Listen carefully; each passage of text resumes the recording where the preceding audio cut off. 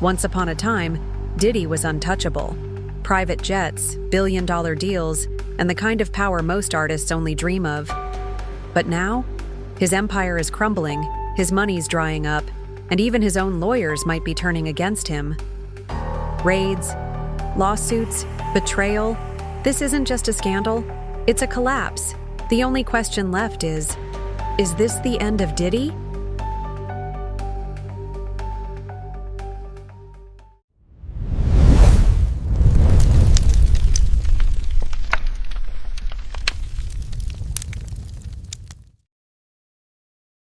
Diddy's back in the headlines, and this time, it's for the rumor everybody's been whispering about.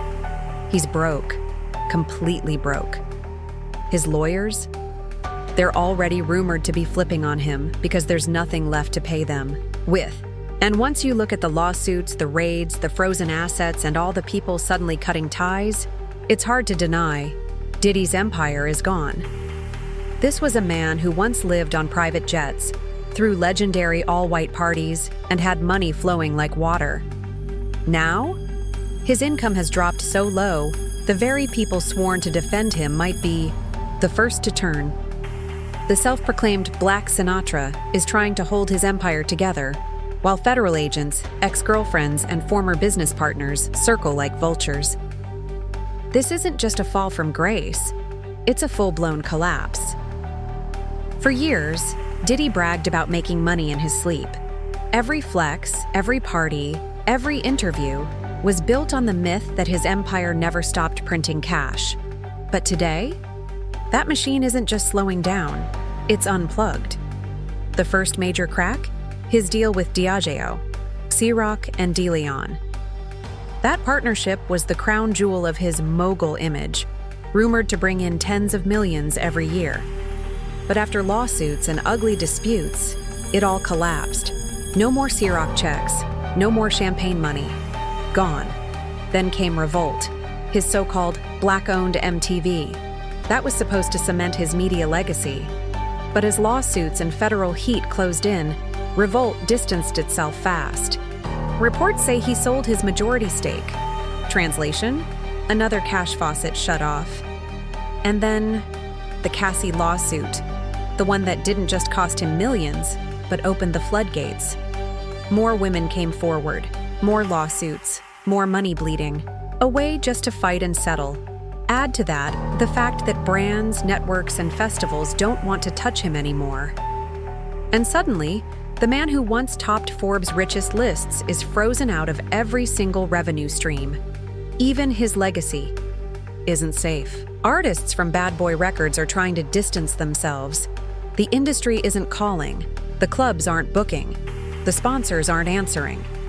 Imagine going from bragging about how no one could out-hustle you, to waking up and realizing your bank account hasn't moved. That's where Diddy is right now, and here's where it gets darker. When the money stops, loyalty stops too. Even the people he paid to protect him, his lawyers, might be preparing to flip.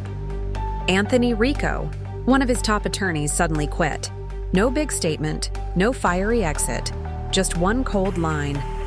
I cannot continue to effectively serve as counsel for Sean Combs. Boom.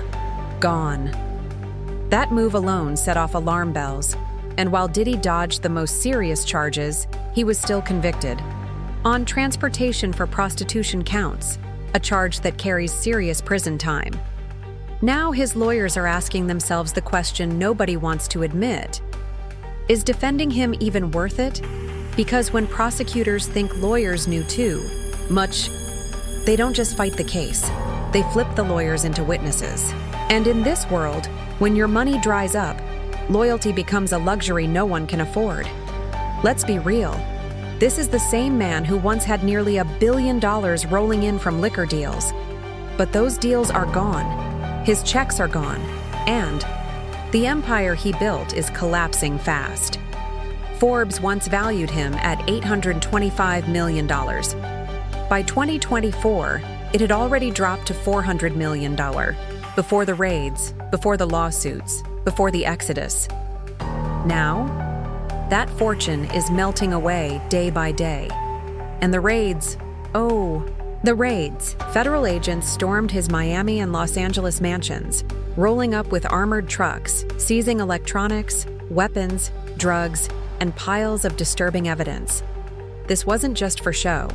When Homeland Security, FBI, LAPD, and NYPD all show up at the same time, that means prosecutors believe they already have a bulletproof case.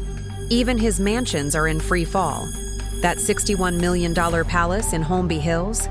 Listed. Best offer? $30 million.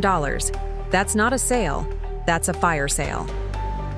Meanwhile, prosecutors denied him bail again and again, calling him a flight risk and a danger to the community. So now, the man who once lived like royalty sits inside Brooklyn's Metropolitan Detention Center, a place where the word luxury doesn't exist. And here's the final dagger. The industry has ghosted him. Hard. The same people who stood next to him at Grammy after-parties are suddenly nowhere to be found. Jay-Z? Silent? Usher? Vanished? Kanye? Too busy cleaning up his own mess. The silence is deafening. And in a business built on image, nobody wants to be in the splash zone of a sinking ship.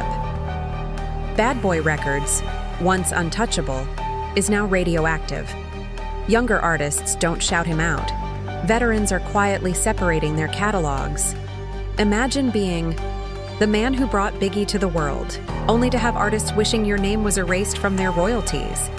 Here's the cold truth. In celebrity culture, loyalty lasts only as long as the money. And Diddy's money is gone. What started as whispers has exploded into a full-blown implosion.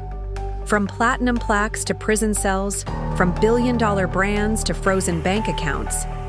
This isn't just a scandal, it's a collapse, and the whole world is watching. Diddy's story isn't just about one man falling from the top. It's a warning that even billion-dollar empires can collapse overnight. From private jets to prison walls, from Forbes' richest list to frozen bank accounts. This is more than a scandal. It's history in the making. So the real question is this the final chapter of Diddy's legacy, or just the darkest twist before the end? One thing's for sure, the world is watching.